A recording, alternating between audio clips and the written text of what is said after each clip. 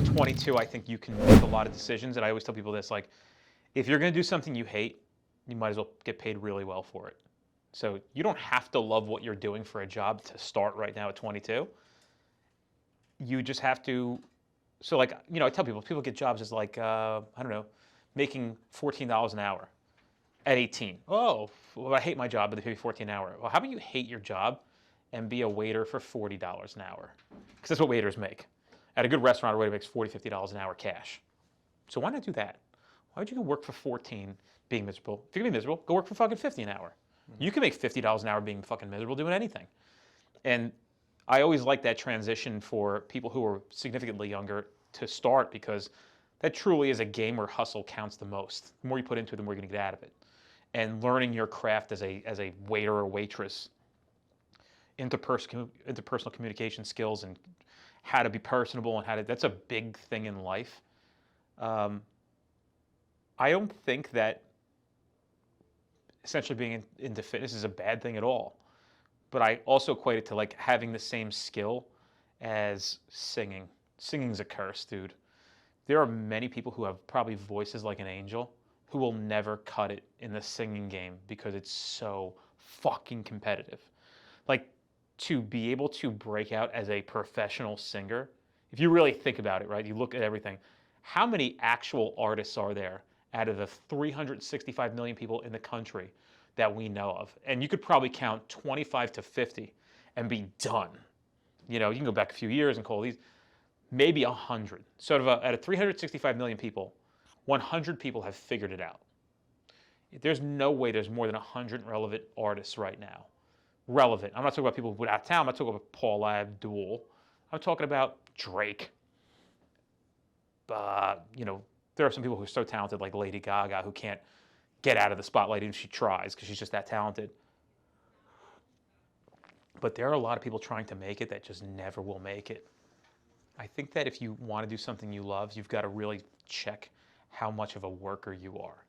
And it starts with going through your week of what does your week look like. It's 196 hours in a week. At a 7 days times 8, you're sleeping 56. That leaves you with 140 left over, right? I think it's 196 for the week. We'll just call it that. So you're sleeping 40. Let's say you work 40 in a full-time job, so that's 80 down. I'm sorry, it's 96 down. The question is, let me just do the math on so make sure I get this right. So 24 times 7. What do you got, Kate, for 24 times 7? 24 times 7? 168. 168, okay, so I was wrong. So 168, that's our whole number here. 7 times 8, 56 hours a week for sleeping. 112, now you have 112. You have a full-time job, minus 40. I'll even throw in like breakfast and meals. We'll call it 2 hours a day each. So that's 7 days a week times, so that's 14 hours. So you've got 58 hours left in the week. The game of all this stuff is, what are you doing with those other 58 hours? That's a lot of time, dude. And what I always did with my other 58 hours was work. And I had 2 full-time jobs when I graduated high school. I worked 80 hours a week.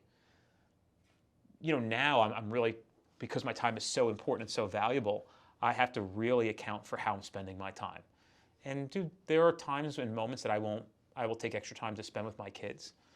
But I think you really have to begin to understand who you are, strengths and weaknesses, what your loves are, and doing something that you don't love to do something you do love. So if you're going to work 40 hours a week, that's great. You don't want to work at the bank? Who fucking cares? There's literally 1,000 jobs right now to go on Indeed.com or some kind of Zip Recruiter and see who's hiring. We can't even get people to come in here and who are what I consider to be valuable human beings at a very minimum. I mean, just getting people that are just complete bozos applying for jobs here.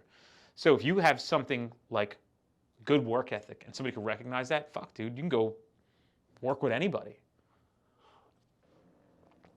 You can spend time educating. Like, if you're going to go into the realm or the space of being somebody in fitness, there's a big responsibility of saying, this is the path I want to go down, because you can't work for Gold's Gym and make a good living.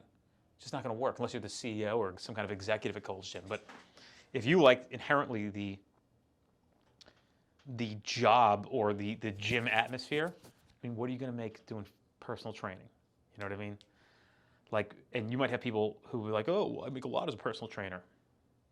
Yeah, you've been doing it for 11 years and you make 81,000 a year, right? God bless, congrats. Mm-hmm.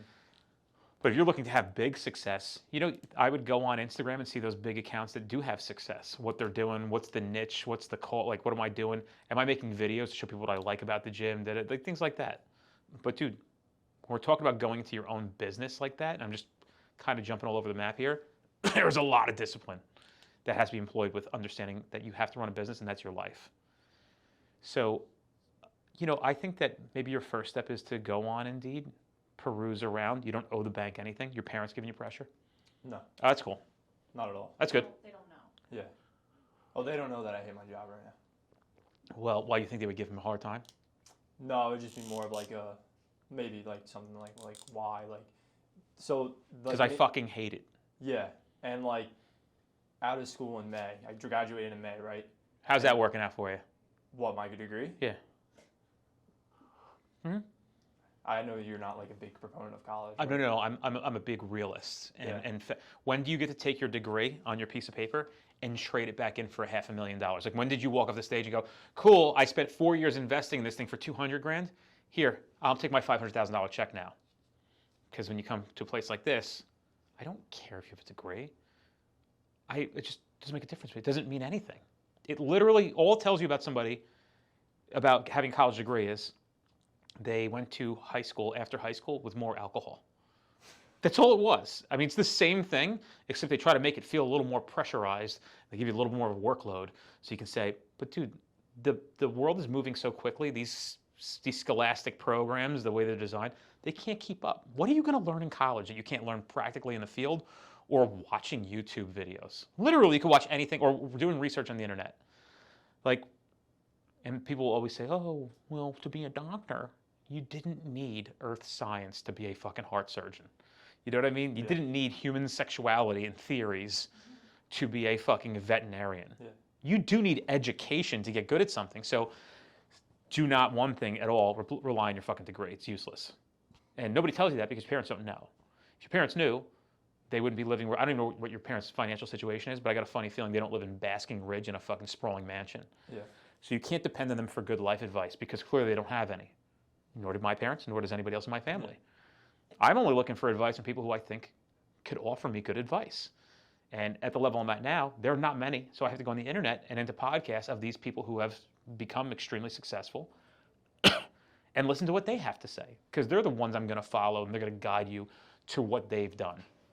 So what made you realize like that there was a niche for like what you guys offer at Street Cop, and to drop everything and just go like, this is what like I'm gonna devote my life to, basically?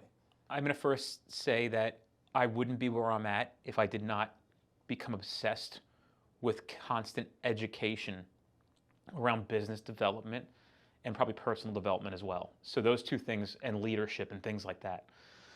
So once you get into that realm, and if it speaks to you, which it spoke to my soul, I always knew that I had a very big, I'm a hard worker, dude. I went to 3 police academies in 4 years. Nobody does that shit, right? Yeah, it's and they're not fun. It's not like you go there and you're like, this is great, I'm back here, like, can I have my notebook? You're getting murdered for fucking 18 to 24 weeks, depending on where you go.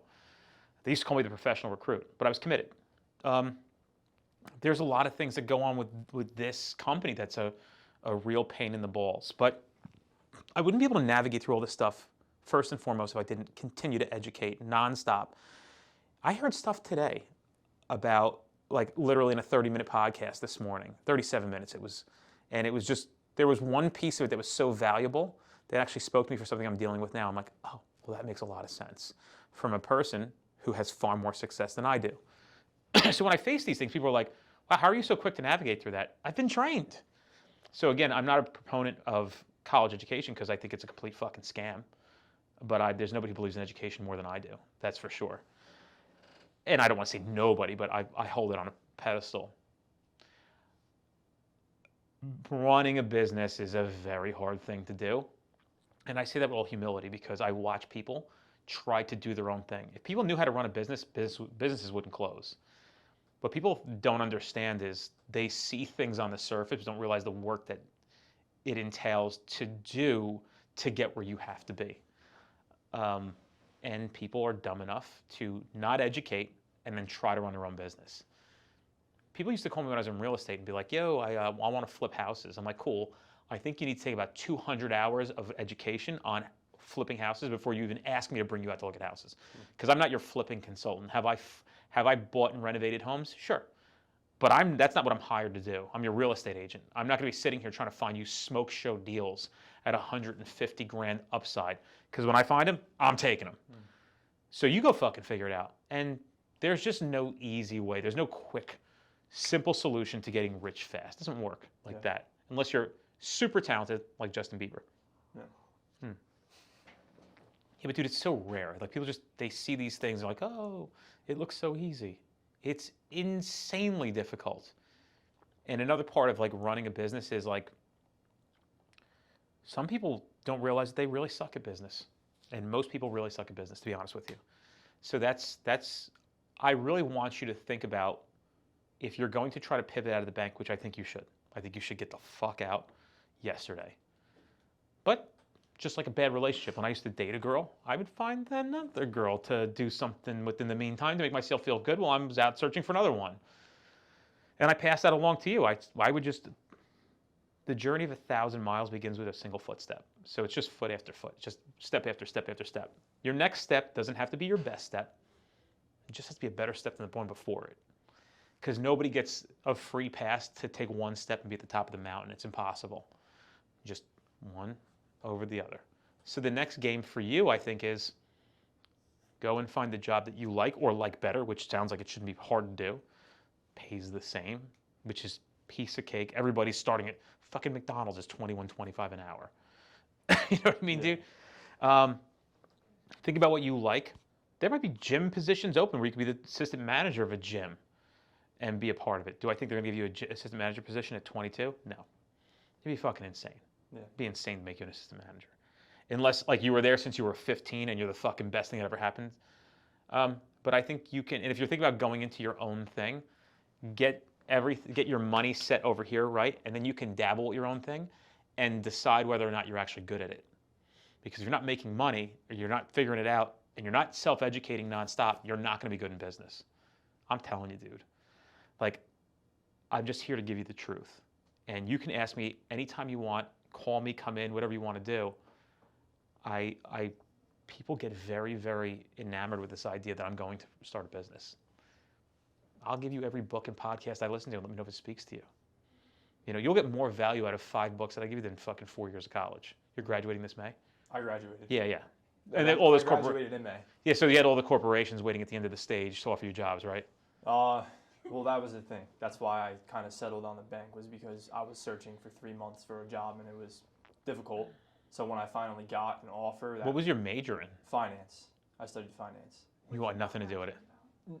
I'm interested in it. It's something like I would totally like invest on the side if I had extra money, and I like reading on like new trends and like all the whole crypto space. Like it all interests me, but it's not something that I'm like wake up in the morning and like, yeah, you know. I think you should do something that you like, that you can tolerate for now, that pays well. Yeah. I mean, there's just so many things that pay well. Like, I just think about all the things that I would do that just pay well. Yeah. Like, it's funny, dude. My old partner in the barber shop, because I don't own it anymore, was like, if you had to be a barber and had to come cut hair, how long before you were one of the best barbers in New Jersey? And I went, without a bat and I went, 2 years. And he's like, you know, I believe that.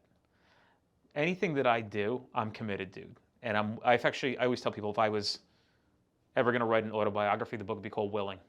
I'm just willing to do whatever the fuck it takes to get to a place where I want to be, where I'll feel satisfied. Dude, I'm going to fucking work. I'm highly motivated at this moment.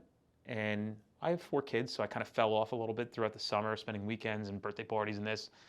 I told my wife today, I'm like, look, I'm working all day Saturday and all day Sunday. We've got Disney coming up, and we're going to be gone for like 6 days. I got to go to Phoenix, Arizona, teach a class next week. Like, I'm actually not in a panic over it because I don't get anxiety, but I'm just like, boy, like I really don't have an opportunity, or it's not really a good idea right now for me to take 6 days off. It's the last time in my life I was beat up in COVID for 3 weeks over the summer. There's a lot going on. But I think that's my advice, dude. What else? Is there anything else that interests you besides the fitness world? By the way, just so you know, I've been a corrections officer, a cop. This is in my adult life.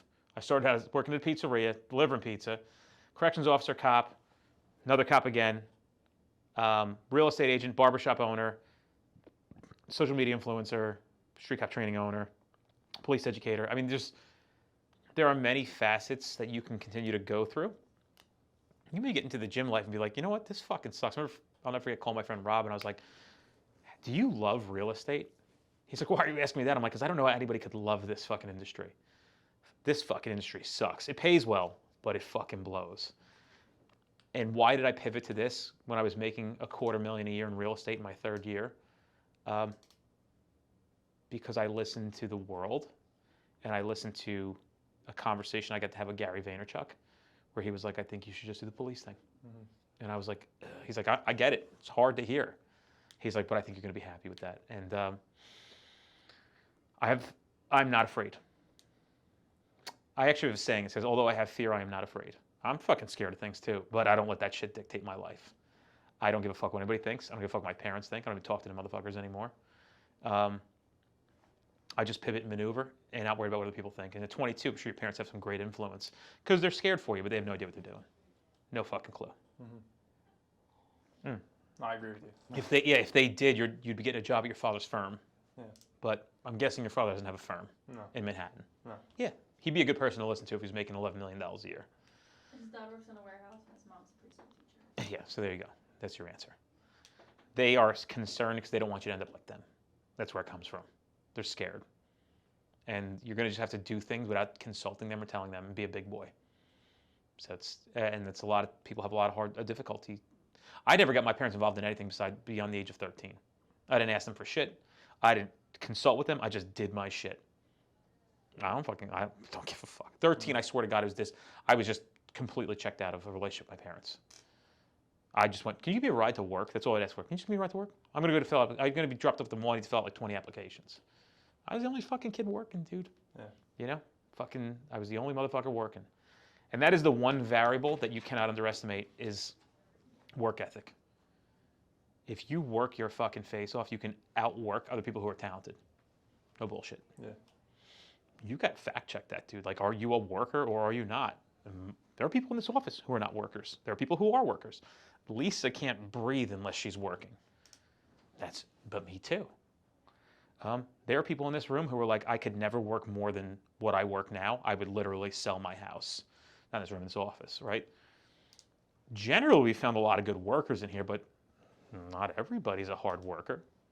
Like, and I don't mean that, like, nobody's a workaholic. You're looking at one. How old were you when I met you? Were you 26 now? You were 22, right?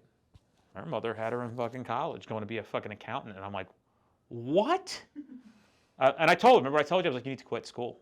She's like, I can't quit school. My mom's not going to let me. And I'm like, fuck your mother. Bring her in here. And now her mother works for me. Yeah. And by the way, if her mother had continued to interfere, she would not have anything she has now. She was interfering with her life because she was scared. She meant well, but she was interfering with her future. And did you even start paying your college bills off yet? Yeah. You got to just pay them off. Yeah. Get rid of them, knock them out, get rid of them. It's not that bad for a girl's making, now she's a 6-figure earner at 26 years old. And by the way, skyrocketing. Like, there's not even slowing this motherfucker down. She's just fucking flying out of this universe because she's doing what she loves. And this is of all the times in history to want to do this, this is the best time for this. But that's her strengths. And she's a worker, this motherfucker. But you love to work, right? Like, me and this fucking girl over here are dorks when it comes to this. Like, I'm super cool. And like, she became super cool later in life. But we'll go we go somewhere. Yeah. No, it's true. You're cool now. Yeah. You self-admittedly you were a fucking herb. Yeah. Yeah. I know that. Yeah, that's what I'm saying. Got cool hair and shit now. Got swag style, drop a fucking dope-ass benzo. Yeah. For real, though. Yeah. But, dude, we go to, like, places and work together. Like, we get excited to get somewhere. And, like, if we can find, like, a window we can crack at the desk that we're working at because it's nice out, that's where we're happiest. Like, whoa, there's a pool. Is there a table out there with an umbrella where we can work outside and just enjoy the weather? Because, dude, I don't like to drink Coronas and float around. I like to work. I like to make things, and I like to have productive activity. So does she. But, dude, there's a lot of bums in this world. A lot of people who are just fucking skating by and floating by. No bullshit. And those are the people who are going to try to hold you down. They're bums. Scared. My whole life I hear my father saying things like, I should have kept that car. I should have bought that house. I should have done this. I should have done that. Everything he was scared of, he just let his amygdala make a decision for him. If he would have just been able to understand why he was scared and follow the fear, he would have been in a completely different financial situation at the end of his career. But he wasn't. He was shook. He was fucking terrified. Took the safe road. Went and got a job as an electrician at the Port Authority, but could have done and made 3 times the amount doing private electric work. Mm-hmm. But was scared, needed benefits, right? Just people are fucking shook, dude. And you can't let fear dictate your life. Yeah. You just can't be shook. And I can tell you're fucking scared. I took the safe route, definitely, mm-hmm. right out of school. Mm-hmm. Because I did have a pretty, it could have been a good opportunity. Your fault, by the way. I had a pretty good opportunity. A financial advisor firm wanted me to come in and work for them. The fuck out of here. But it wasn't salary. I would have to basically create my own business from. Dude. But that's why I was like, I don't know, because who's gonna want to give me at 22 years old $100,000? Like if I came to you and was like, yeah, I have a great product. No, I'd fucking kill you. I would give you. I would give you $100 as a favor right now. Yeah. And not $1 more. I think that you could probably. I think we should have another conversation soon. What other questions do you have? I think it's really good advice. So I think you need to, just to recount or rehash what we talked about, go on Indeed when you leave here. Mm-hmm. Go find another job. Go interview. Tell the bank to suck your balls, right? Beat feet. Go to the next place. Be happier. Make the same money. Kind of like what you... So there's a big difference between somebody who loves what they do and does what they love. There's a decision you have to make in your mind. So you may not love your job. It may not be your passion to do what you do, but having the attitude when you go to work of like, I love what I do, versus doing what you love. Mm-hmm. Doing what you love means you get to fucking personally train people. But you can have an attitude to go to work and say, not exactly where this is not my passion, but I love what I do when I get here. Yeah. So you can see that. I think those are some real good ways to shift things. I think you should start to educate and seek answers, because you guys all have things that I didn't have growing up, and that was the internet. And there are a lot of people who have opened their mouth and shared their gifts with everybody. I think that's important. And I think you have to take accountability for what your week looks like and what those other 56 hours look like, or 51 or 48 hours that you have left over, and what you're doing with that time. So those are your first moves, dude. What else? Good question. One good book I should read. Well, you probably don't know dick shit about money, but I would start you with Rich Dad, Poor Dad, What the Rich Teach Their Kids, by Robert Kiyosaki, What the Rich Teach Their Kids About Money. And I'd probably go from that into the Cash Flow Quadrant. It's his follow-up book, and I'll give them to you before you leave. And then when you're done with them, you can tell me, and I'll give you more books. I can give you I can prescribe books as you can tell me where you're at in life. I think another good book for you is probably Start With Why by Simon Sinek. That's probably a good one too. So those are 3 books. Okay. Now, dude, I give books and audio and podcasts to a lot of people. I'm telling you, people who own businesses, nobody does it. Nobody does. I'm the only one. And I hate to say that, but I bought 3 books the other day, literally on a fucking whim, because they spoke to me when I heard the guy in the podcast. I'm like, okay, I'm buying his books. And I'll tell you exactly what they are. I bought them the other day. And some of these books, I'll throw them on for other people, and they're like, what the fuck do you listen to? So I have, where the hell? Oh, it's on Audible. A different platform. They weren't available on Playbooks. I'm in a book right now called this book, The War of Art. Cool book about anxiety, break through the blocks. Did you buy it? Mm-hmm. Did you listen to it yet? No, it's coming tomorrow. Oh, you bought the book? You can have this one. Oh. I would have gave it to you. It's all right. It's only $10. You're making the big bucks now. I have Creating Magic, and a second book by this guy, Time Management Magic. So Lee Cockerell was I think he was the CEO of Disney. And he wrote books on how he ran 40,000 employees. I'm at a point in my life where time management is the most important thing for me. And I don't know if you guys have noticed it all. I've spent a lot less time malingering out there and been spending more time. And just like he holds me accountable a little bit more now too. Yeah. So it's a big factor of mine, just where I'm at in life. So I'll give you the names of those books. Go through those 3. I would get the audiobooks because you work out and listen to them at the same time. Mm-hmm. I've probably listened to the first book 3 times. Wow. See why? No, I said wow. Yeah. Wow. That's what I tell him. I listen to podcasts at the gym. I tell him to do that. If you're not educating, if you're not what's the word?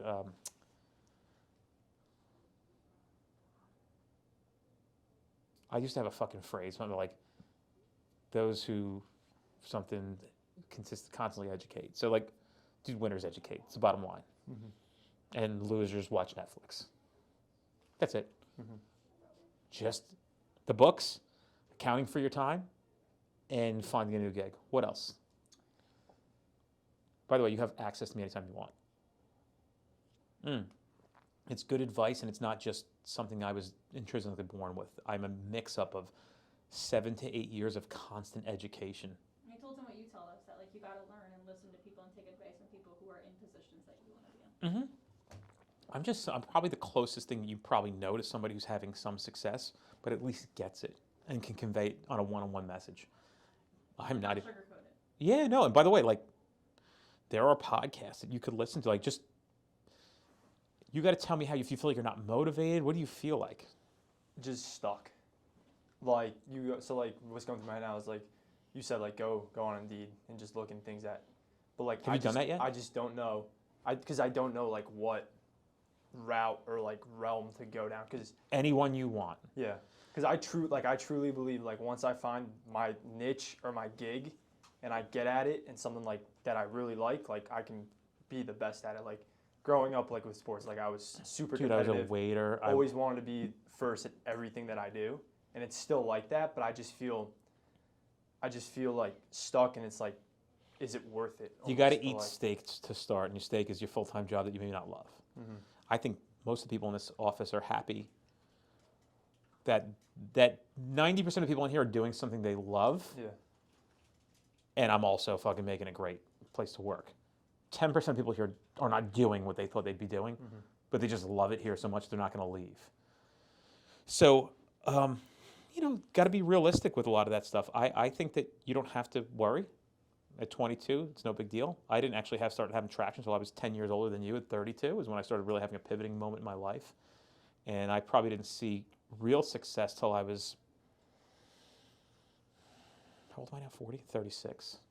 But I'm also, dude, people are like, how are you growing this thing so fast? Motherfuckers are out drinking tiki teas. I'm reading books. I'm in the basement reading books, educating, applying, not scared, not letting fear dictate my life. I'm fucking out there doing it, dude. Ideas, execute, not just sitting and dwelling on shit. That's it. Yeah. Go on Indeed, buy the 3 books, and then when you're done with that, you get a new job, which is easy. Like literally, everybody's hiring. You can go work for fucking Jim's Landscaping and be his guy who goes in the field and gives estimates to people. And they'll pay you $50,000 a year to do that, and you get to float around. You could do fucking anything. I don't know why the fuck you ended up at a bank. How the fuck you ended up at a bank is beyond me. Mm-hmm. What was that decision about?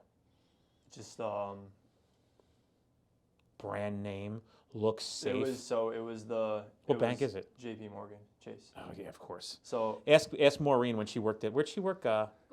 Yeah, Goldman. yeah, Wanted to commit suicide. Treated like a fucking piece of shit.